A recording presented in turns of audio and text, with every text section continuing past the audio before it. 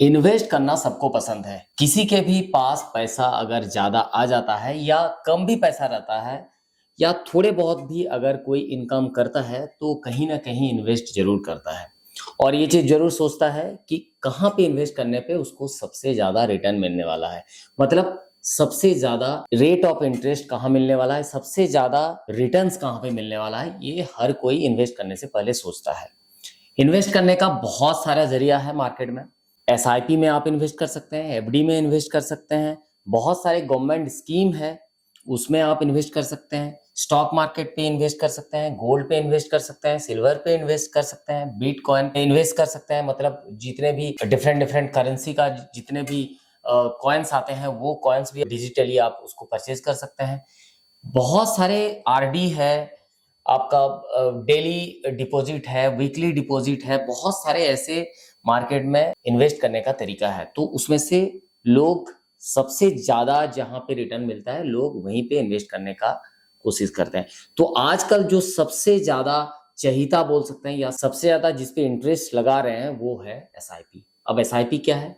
Single investment plan एक होता है और एक होता है सिस्टमेटिक इन्वेस्ट प्लान।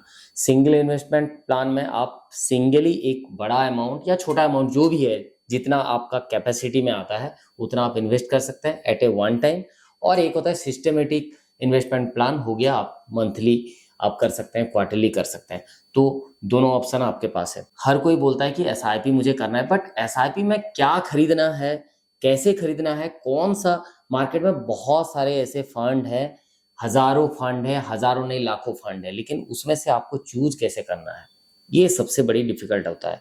तो नॉर्मली लोग क्या करते हैं, बैंक में जाते हैं, इन्वेस्टमेंट काउंसलर के पास जाते हैं, वेल्थ मैनेजर के पास जाते हैं, सीए के पास जाते हैं, या जिसके पास अच्छा नॉलेज रहता है हम उसके पास जाते हैं और पूछते हैं कि किस में इन्वेस्ट करना चाहिए। पहले तो पूछते हैं किस में इन्वेस्ट करना चाहिए, और जब हम मन बना के जाते हैं कि हमको एसआईपी में ही इन्वेस्ट करना है तो हम पहले पूछते हैं कि कौन सा फंड में हमको इन्वेस्ट करना है। आज हम पूरे वीडियो में यही बताने वाले हैं कि कैसे एसआईपी बिना किसी से पूछे आप खुद का दिमाग लगा के आप इन्वेस्ट कर सकते हैं। थोड़ा आपको उसमें जांच पड़ताल करना जरूरी है। तो कैसे जांच पड़ताल करना है वो पूरे वीडियो में हम बताने वाले हैं। तो आप अगर हमारे चैनल में नए हैं तो चैनल को सब्सक्राइब जरूर कीजिए और बेल बटन को प्रेस कीजिए ताकि हमारा कोई भी नोटिफिकेशन ना चूके। तो चलिए वीडियो को शुरू करते हैं और आपको बताते हैं कि कहाँ पे कैसे एसआईपी में इन्वेस्ट करना है। तो पहले आपको जानना पड़ेगा कि म्यूचुअल फंड क्या है।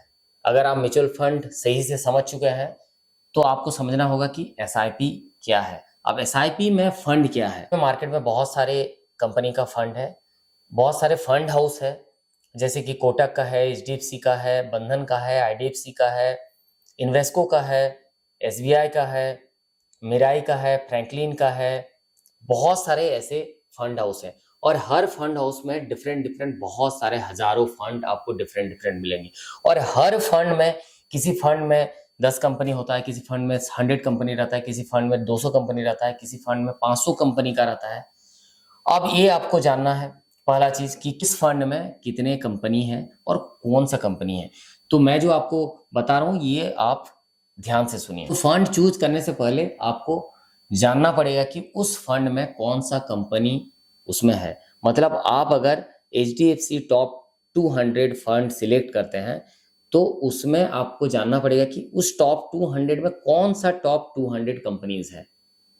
HDFC टॉप 100 आप अगर सिलेक्ट किए हैं तो कौन सा 100 कंपनीज है। अगर आपने कोटक का मिड कैप सिलेक्ट किया है तो कोटक का मिड कैप में कौन सा कंपनीज है। कोटक का स्मॉल एंड मिड कैप आप अगर सिलेक्ट किए हैं तो उसमें से कौन कंपनी उस फंड के अंदर है।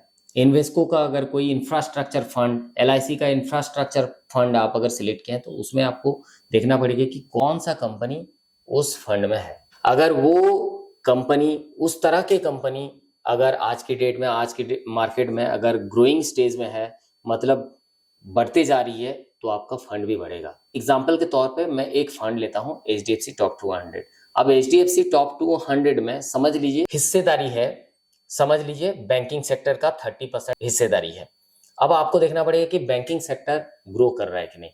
अब 20% मैन्युफैक्चरिंग इंडस्ट्री का है। अब मैन्युफैक्चरिंग में कौन सा कंपनी आपको देखना पड़ेगा। FMCG है 20%, तो FMCG में कौन सा कंपनीज है। ITC है, टाटा है, PNG है, मैरिको है, तो कौन सा कंपनी आपको देखना पड़ेगा और कंपनी का ग्रोथ कैसा है आपको देखना पड़ेगा। अगर कंपनी की ग्रोथ होती है तो आपका फंड भी ग्रो करेगा।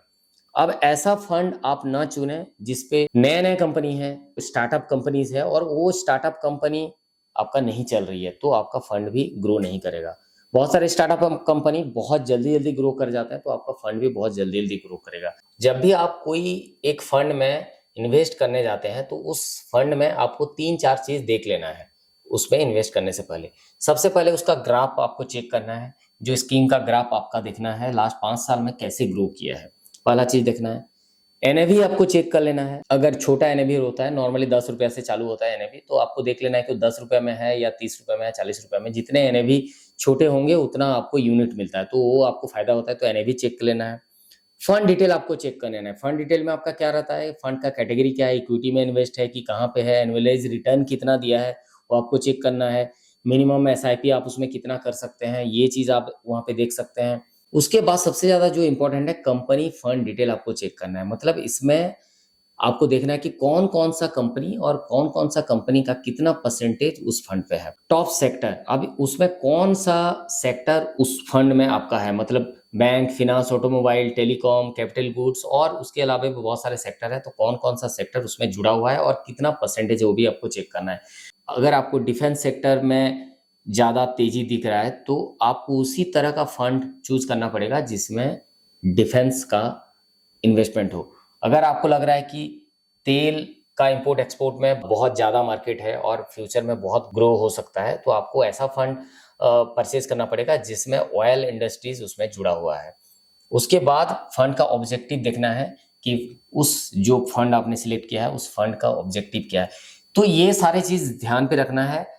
आपको आंख बंद करके परचेज नहीं करना है और किसी का बातों में भी नहीं आना है। आपको खुद से थोड़ा सा रिसर्च करना जरूरी है और मार्केट के हिसाब से आपको चलना जरूरी है। आपको लगता है कि गोल्ड फंड, गोल्ड जितने भी ईटीएफ है, आपको लगता है कि गोल्ड फ्यूचर में और ज्यादा बढ़ने वाला है, तो आपको ईटीएफ परचेज करना चाहिए। तो ये सारी चीज आपको एसआईपी खरीदने से पहले, मतलब परचेज करने से पहले आपको ध्यान पे देना है और आप सिंपल तरीके से एसआईपी परचेज कर सकते हैं।